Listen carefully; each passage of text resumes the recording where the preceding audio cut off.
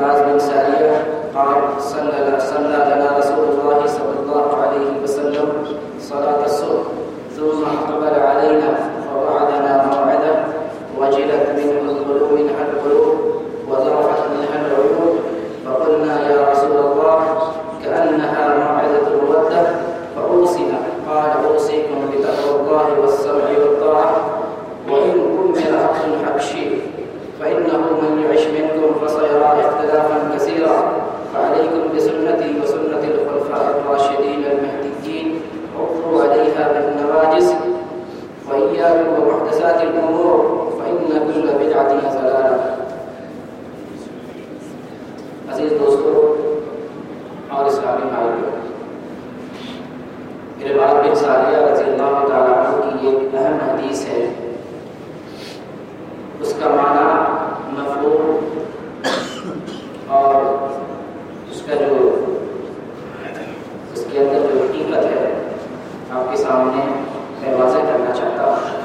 یہ حدیث ترمذی شریف کے اندر، ابو داؤد کے اندر، ابن ماجہ کے اندر، مسند احمد کے اندر اور سنن دارمی کے اندر موجود ہے. علامہ البانی رحمہ اللہ نے اس حدیث کو صحیح قرار دیا ہے. حدیث کا ترجمہ دیکھیں. عن العباس بن ساریہ قال صلى لنا رسول الله صلى الله عليه وسلم صلاة الصبح. عباس بن ساریہ رضی اللہ تعالیٰ عنہ سے بیان ہے، وہ کہتے ہیں کہ نبی صلی اللہ علیہ وسلم نے ہمیں صبح کی نماز پڑھائی، فجر کی نماز پڑھائی. ثم اقبل علینا، پھر آپ ہم لوگوں کی طرف، مصلی اور مقتدی کی طرف متوجہ ہوئے. فوعظنا موعظہ، تو آپ نے ایسی نصیحت کی وجلت منها القلوب، لوگوں کے دل ڈرنے لگے، دل کپکپانے لگے، ایسی نصیحت کی. وذرفت منها العيون، اور لوگوں کی آنکھوں سے آنسو جاری ہوئے. ایسی نصیحت کی آپ نے کہ لوگوں کا دل رونگٹا کھڑا ہو گیا، لوگوں کی آنکھوں سے، صحابہ کرام کی آنکھوں سے آنسو جاری ہو گئے. فقلنا یا رسول اللہ، تو صحابہ کو ڈر محسوس ہوا. صحابہ کرام نے نبی کریم صلی اللہ علیہ وسلم سے سوال کیا ہے، اللہ کے رسول کأنہا موعظۃ المودہ، یہ جو آپ نصیحت کر رہے ہیں جیسے لگتا ہے یہ آخری نصیحت ہے، الوداعی کلمات، الوداعی نصیحت ہے. فأوصنا، تو آپ ہمیں کچھ نصیحت کر جائیں، کچھ مزید ہمیں وصیت کر کے جائیں، کچھ مزید ہمیں باتیں بتلا کر کے جائیں. آپ فرماتے ہیں قال اوصیکم بتقوی اللہ والسمع والطاعہ وذرفت منها العیون، اور لوگوں کی آنکھوں سے آنسو جاری ہوئے. ایسی نصیحت کی آپ نے کہ لوگوں کا دل رونگٹا کھڑا ہو گیا، لوگوں کی آنکھوں سے، صحابہ کرام کی آنکھوں سے آنسو جاری ہو گئے. فقلنا یا رسول اللہ، تو صحابہ کو ڈر محسوس ہوا. صحابہ کرام نے نبی کریم صلی اللہ علیہ وسلم سے سوال کیا ہے، اللہ کے رسول کأنہا موعظۃ المودہ، یہ جو آپ نصیحت کر رہے ہیں جیسے لگتا ہے یہ آخری نصیحت ہے، الوداعی کلمات، الوداعی نصیحت ہے. فأوصنا، تو آپ ہمیں کچھ نصیحت کر جائیں، کچھ مزید ہمیں وصیت کر کے جائیں، کچھ مزید ہمیں باتیں بتلا کر کے جائیں. آپ فرماتے ہیں قال اوصیکم بتقوی اللہ والسمع والطاعہ، اے میرے بندو، اے اللہ کے بندو اور میری اتباع کرنے والے، میں تمہیں اللہ سے ڈرنے کی وصیت کرتا ہوں، تقوی کی وصیت کرتا ہوں. اللہ کا ڈر دل میں نہ ہو تو مومن بندہ کما قول اللہ کی عبادت نہیں کر سکتا، دین پر صحیح سے عمل پیرا نہیں ہو سکتا. پہلی بات آپ نے فرمائی اوصیکم بتقوی اللہ، اللہ کا تقوی اختیار کرو، اللہ کا ڈر اور اس کا خوف اپنے دل میں پیدا کرو. والسمع والطاعہ، اور سمع و طاعت اختیار کرو. سمع و طاعت یعنی اطاعت، فرما برداری، بات ماننا، حکم ماننا. وَإِنْ أُمِرَ عَبْدٌ حَبْشِيٌّ، اگرچہ تمہارے اوپر حبشی غلام حاکم بنا دیا جائے تو تم اس کی پیروی کرو، اس کی بات مانو اور اس کی سمع و طاعت کرو. فَإِنَّهُ مَنْ يَعِشْ مِنْكُمْ فَسَيَرَىٰ اخْتِلَافًا كَثِيرًا، جو میرے بعد زندہ رہیں گے، جو میرے بعد باقی رہنے بہت سارے اختلاف دیکھیں گے. ابھی آپ کے سامنے موجود ہے اختلاف، انتشار، جھگڑا، لڑائیاں، تنازع آپ کے سامنے. آپ فرماتے ہیں کہ جو میرے بعد زندہ رہے گا عنقریب وہ بہت سارے اختلاف کو دیکھے گا. فَسَيَرَىٰ اخْتِلَافًا كَثِيرًا، بہت سارے اختلاف کو دیکھے گا. تو آپ نے ہمیں نصیحت کی کہ ایسے موسم میں، ایسے اختلاف میں، ایسے حالات میں ہمیں کیا کرنا چاہیے. فَعَلَيْكُمْ بِسُنَّتِي وَسُنَّتِ الْخُلَفَاءِ الرَّاشِدِينَ الْمَهْدِيِّينَ، تو تمہارے اوپر ہے کہ تم لازم پکڑ لو میری سنت کو. ایسے حالات پیدا ہو جائیں، اختلاف، انتشار، جھگڑا، لڑائی، تنازع، ایسا اگر ماحول پیدا ہو جائے، ایسے دین تمہارے اوپر آ جائیں، علیکم بسنتی وسنت الخلفاء الراشدین المہدیین، تو تم میری سنت کو مضبوطی سے پکڑو، میرے سنت پر جم جاؤ. اور اسی طریقے سے خلفاء راشدین جو ہدایت یافتہ خلفاء ہے ان کی سنت کو پکڑ لو. وَعُضُّوا عَلَيْهَا بِالنَّوَاجِذِ، اور اسے دانتوں سے کس کے پکڑ لو.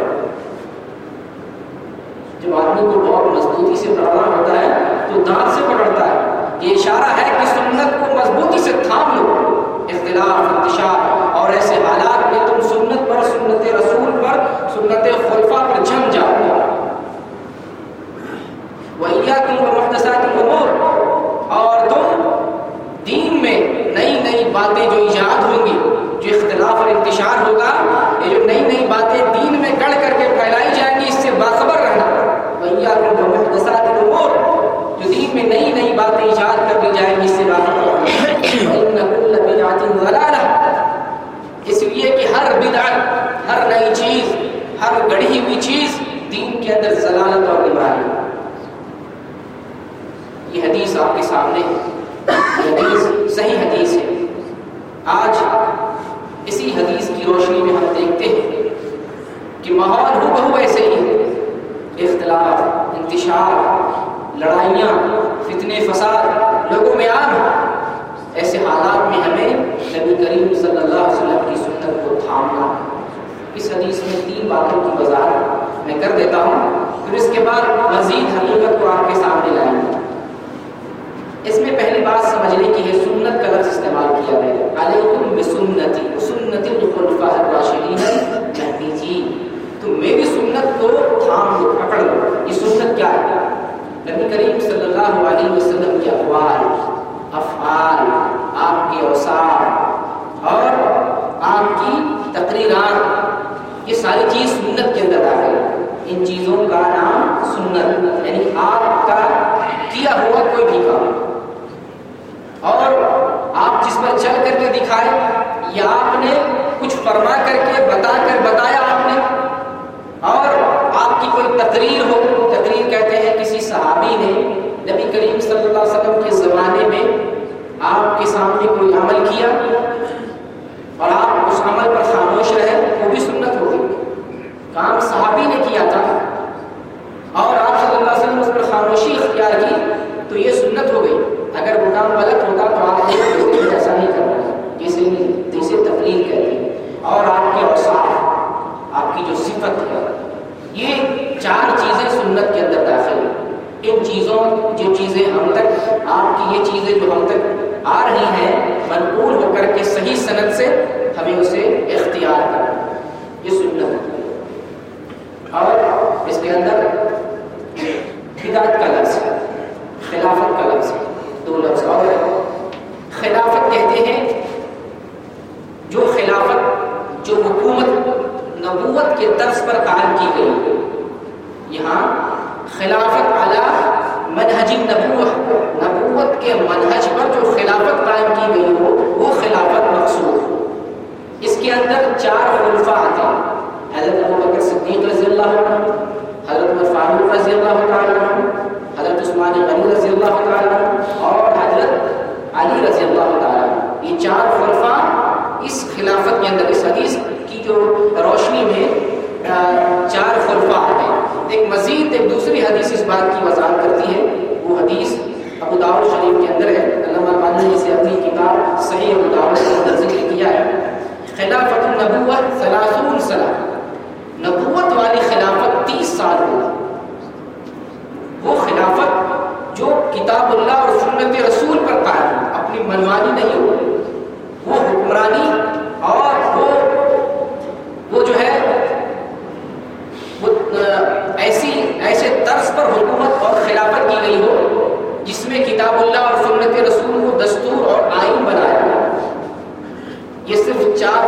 کے اندر بدرجے عدم موجود ہے۔ اس حدیث سے پتہ چلتا ہے کہ خلافت 30 سال قائم ہو جو علی منہج النبوہ ہو۔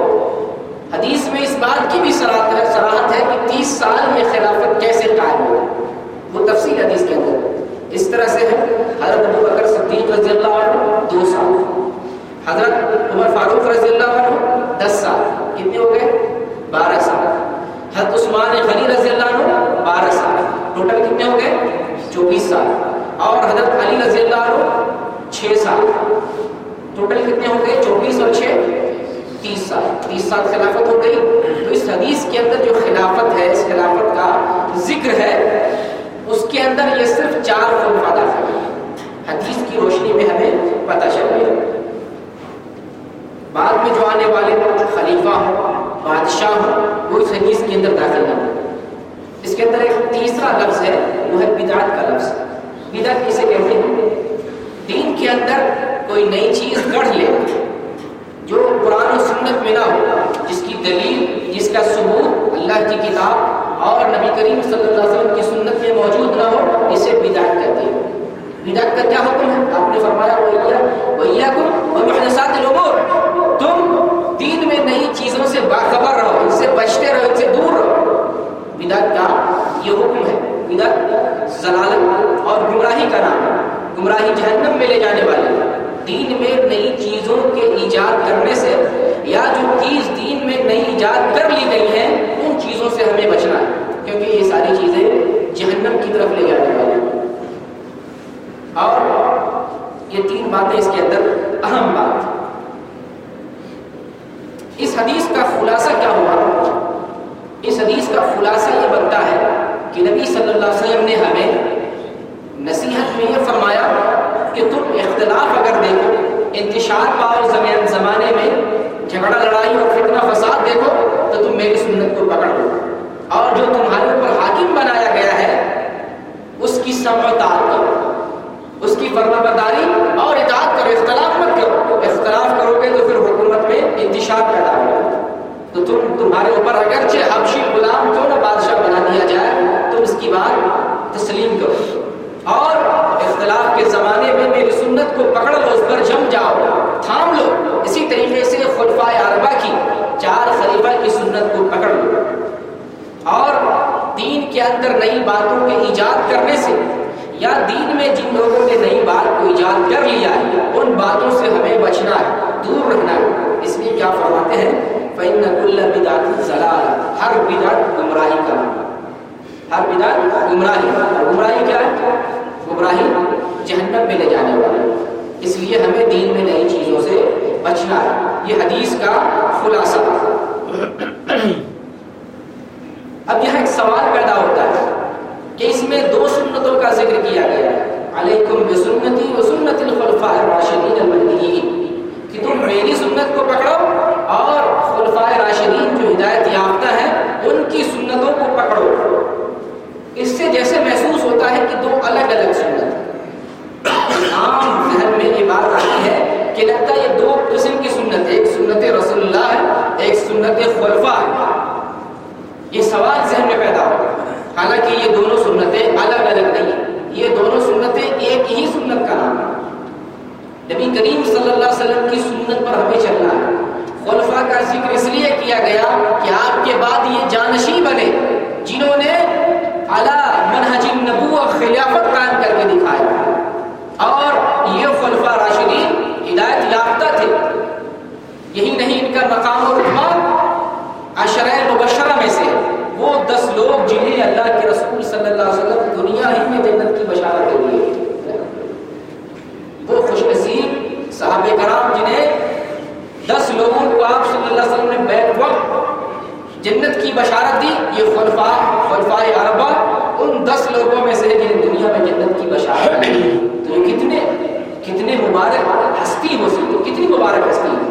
تو آپ نے اسی مبارک ہستی کا ذکر کیا کہ تم میری سنت کو پکڑو اور ان لوگوں کی سنت کو پکڑو۔ گویا کہ یہ لوگ ہماری ہی سنت پہ چلنے والے تھے، انہوں نے الگ سے کوئی طریقہ ایجاد نہیں کیا۔ ان کی الگ سنت، ان کی الگ کتاب، ان کا الگ طریقہ، ان کا الگ عمل نہیں تھا۔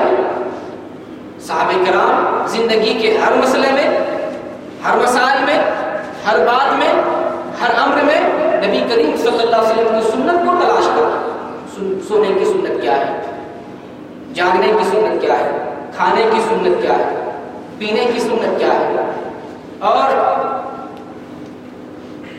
دنیا کی جو امور ہیں ان امور میں جو مسائل ہیں، مسائل زندگی ہیں، ان کی کیا سنتیں ہیں۔ صحابہ کرام نبی کریم صلی اللہ علیہ وسلم کی سنتوں کو تلاش کرتے ہیں کہ آپ نے کیسا کیا، آپ کا فرمان کیا ہے، آپ کیا بتلاتے ہیں، آپ کی تعلیم کیا ہے، اور آپ نے کیا حکم دیا۔ آپ کی سنتوں کو صحابہ کرام تلاش کیا کرتے ہیں۔ اس لیے یہ خلفاء کی جو سنت ہے وہ الگ سے کوئی سنت نہیں ہے۔ نبی کریم صلی اللہ علیہ وسلم کی تابعداری کرنے والے یہ خلیفہ تھے، اور یہ خلیفہ زندگی کے ہر معاملے میں نبی کریم صلی اللہ علیہ وسلم کی بات تسلیم کیا کرتے تھے۔ کچھ باتیں خلفاء اربعہ کی سنت سے ہٹ کر کے کچھ معلوم ہوتی ہے، کچھ اختلافی باتیں معلوم ہوتی ہیں، تو خلفاء جیسے میں نے بتایا ان کا مقام رتبہ بہت بڑا ہے، بہت بلند ہے۔ اللہ تعالیٰ نے خود قرآن میں گواہی دی، رضی اللہ عنہم ورضوا عنہ، یہ وہ لوگ ہیں جن سے اللہ راضی ہو گیا، یہ وہ لوگ ہیں جن سے اللہ راضی ہو گیا۔ اب اس سے بڑھ کے اور کیا ضمانت اور گارنٹی ہو سکتی ہے ان کے اخلاق کے لیے، ان کے بلند کردار کے لیے۔ اللہ ان سے راضی ہو گئے، ان کے عملوں سے، ان کی زندگی سے، ان کے کارنامے سے اللہ تعالیٰ راضی ہو گئے، ان کا وہ مقام۔ اور کچھ باتیں جو اجتہاد کے تعلق سے ہیں، اختلاف اگر کچھ باتوں میں ہو گیا، صحابہ سے کوئی بات منتقل ہو کر کے اختلافی باتیں ہماری طرف آ گئی، تو انسان ہونے کے ناطے ایک ہی انسان سے غلطی ہو سکتی ہے۔ صحابہ کرام کو ہم معصوم عن الخطا نہیں مانتے، معصوم عن الخطا نہیں مانتے، غلطی ہو سکتی، بشر ہے، انسان ہے، غلطی ہو سکتی ہے۔ آپ کو میں مثال دوں، مقام بہت بڑا ہے، بہت بڑا مقام ہے۔ اگر معمولی غلطی صحابہ سے ہو جائے، اللہ تعالیٰ نے معاف کر دیا۔ وہ لوگ اپنے اوپر دین کو نافذ کرتے تھے، شریعت پر چلتے تھے، اگر انجانے میں یا جان بوجھ کر غلطی ہو گئی وہ توبہ کر لیتے تھے، گناہوں سے پاک ہو جایا کرتے تھے۔ آپ کو پتا ہے صحابہ میں سے کسی نے چوری کر لی، فاطمہ نام کی ایک عورت تھی، بڑے خاندان سے تھی، اس نے چوری کر لیا۔ اسامہ بن زید سفارش لے کر کے اللہ کے رسول انہیں چھوڑ دیجیے، بڑے خاندان سے، اونچی ہستی والے، بدنامی ہو جائے گی، ذلت اور رسوائی ہو جائے گی، چھوڑ دیں۔ آپ نے کیا فرمایا؟ اگر میری بیٹی فاطمہ بھی اگر چوری کرتی لقطعت یدہا، میں فاطمہ بنت محمد کا بھی ہاتھ کاٹ لیتا۔ چوری کیا کہ انسان ایک غلطی تھی، آپ نے سزا دی، وہ گناہ سے پاک ہو گئے۔ صحابہ سے زنا بھی ہو گئے، واقعات ہیں۔ نبی کریم صلی اللہ علیہ وسلم نے رجم کرنے کا، سنسار کرنے کا حکم دیا کہ گناہوں سے انہیں پاک کر دو، سنسار کر دو، وہ گناہوں سے پاک ہو گئے۔ تو بہرحال صحابہ کرام انسان تھے، بشر ہونے کی حیثیت سے غلطی ہو گئی، لیکن ان غلطیوں کی وجہ سے انہیں ملامت نہیں کریں گے، اور ان کے مقام و مرتبے میں کوئی فرق نہیں پڑے گا۔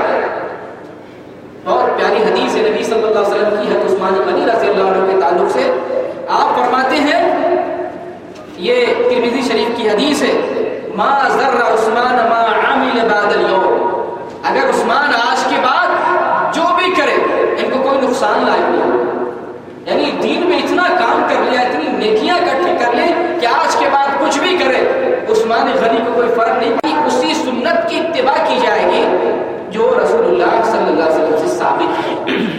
خلفاء کی کون سنت کی اتباع کی جائے گی؟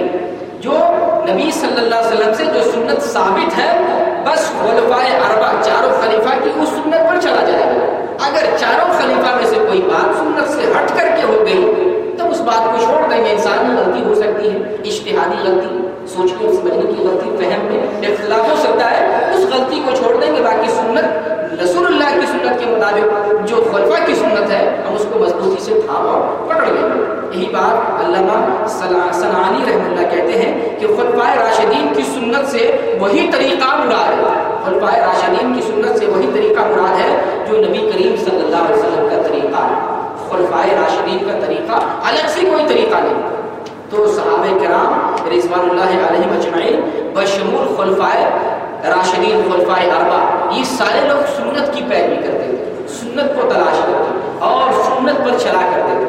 آپ کو میں چند مثالیں دیتا ہوں، ان مثالوں سے آپ کو پتہ چل جائے گا کہ خلفائے راشدین بھی سنت پر، نبی کریم صلی اللہ علیہ وسلم کی سنت پر چلتے، اپنی طرف سے کوئی سنت انہوں نے ایجاد نہیں کی ہے۔ ایک مثال دیتا ہوں، جیسا کہ اسی حدیث کے اندر آیا ہے کہ میرے بعد ایسا زمانہ آئے گا کہ تم اس زمانے میں اختلاف کو پاؤ گے، بہت سارا اختلاف ہوگا۔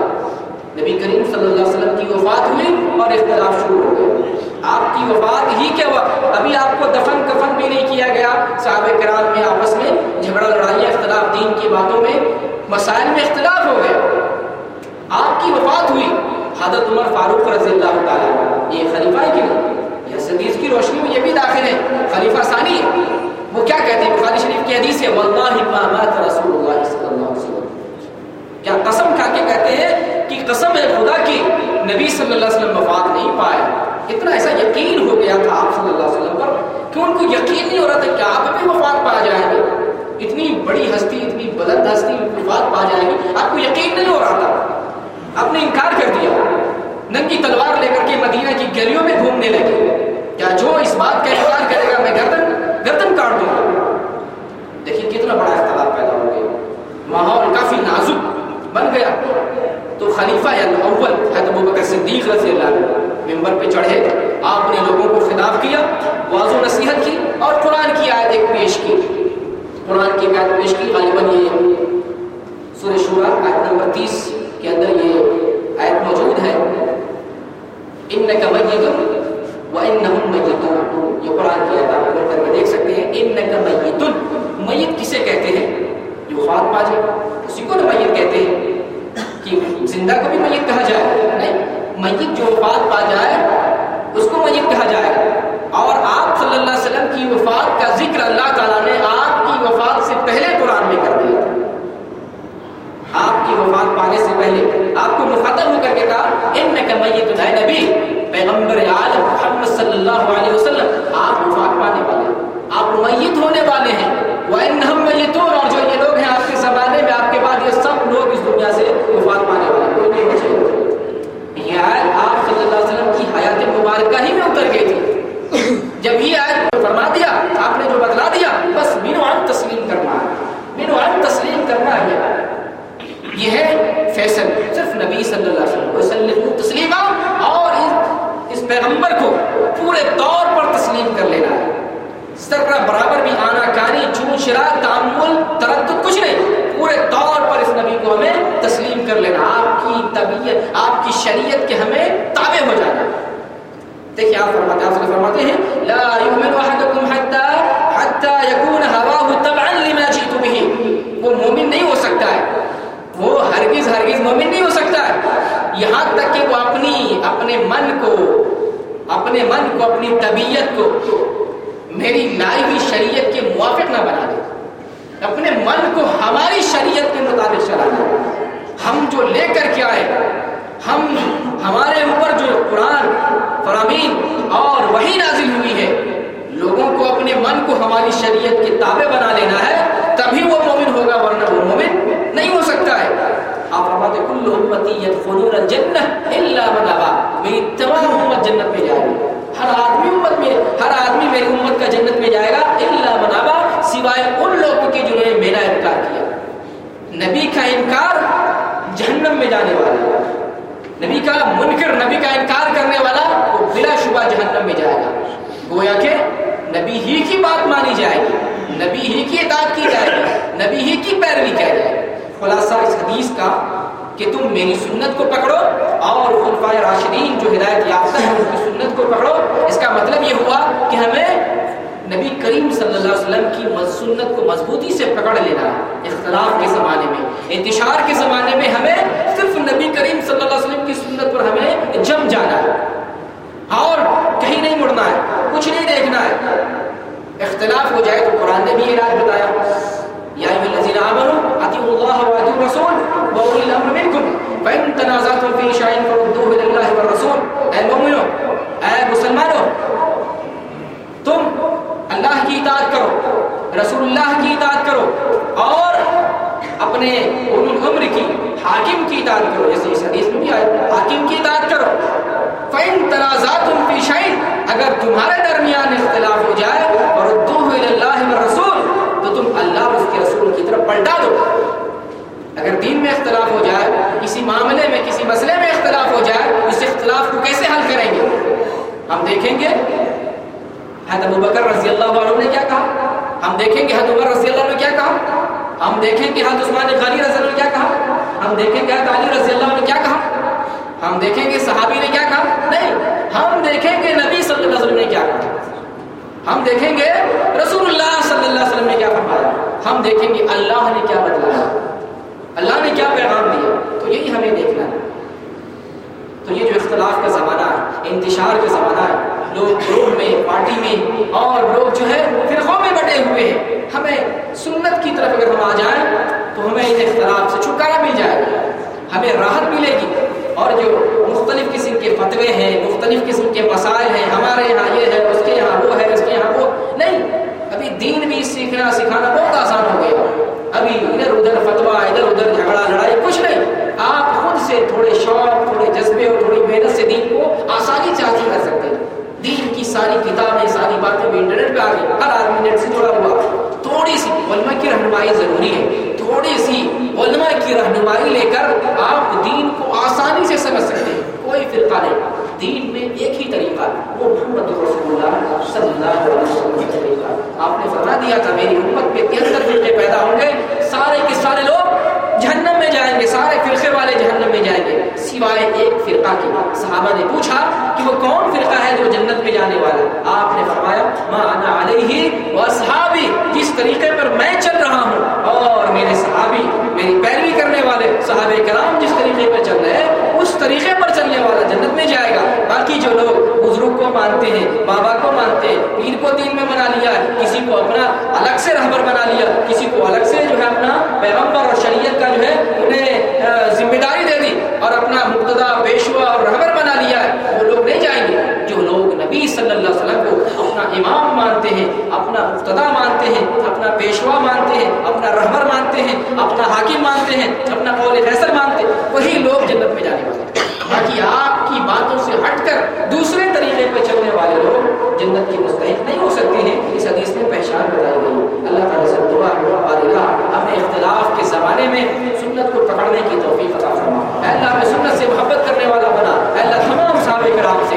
بالخصوص جو ہے اہل بیت سے اور خلفائے راشدین سے اور دین پر چلنے والوں سے، علماء کرام سے، سارے لوگوں سے محبت کرنے والا بنا۔ اے اللہ ہمارے اندر جو اختلاف ہے، جو انتشار ہے، اس کو ختم کر دے۔ اے اللہ ہم اختلاف کی وجہ سے آپس میں دوسرے کو گالی گلوچ کر رہے ہیں، ایک دوسرے کو کافر قرار دے رہے ہیں۔ اے اللہ اس فتنے سے ہمیں نجات دے دے۔ اے اللہ ہمارے دلوں کو ایک دوسرے مسلمان کے لیے صاف اور ستھرا کر دے۔ اے اللہ ہمارے دلوں سے کینہ، بغض، حسد اور نفرت کو ختم کر دے۔ اے اللہ ہمارے دل میں اگر نفرت ہو تو کفر سے نفرت ہو، اگر ہمارے دل میں نفرت ہو تو کفار سے نفرت ہو، اگر ہمارے دل میں نفرت ہو تو شرک سے اور مشرکوں سے نفرت ہو۔ اے اللہ ہمارے دلوں میں مسلمان سے نفرت نہ ہو۔ اے اللہ ہمارے دل میں مسلمان سے محبت پیدا کر دے، مسلمان سے اخوت اور برادری پیدا کر دے۔ اے اللہ ہمیں اس دنیا میں جب تک ایمان پر زندہ رکھ اور جب ہمارا خاتمہ ہو ایمان پر خاتمہ ہو۔ آمین۔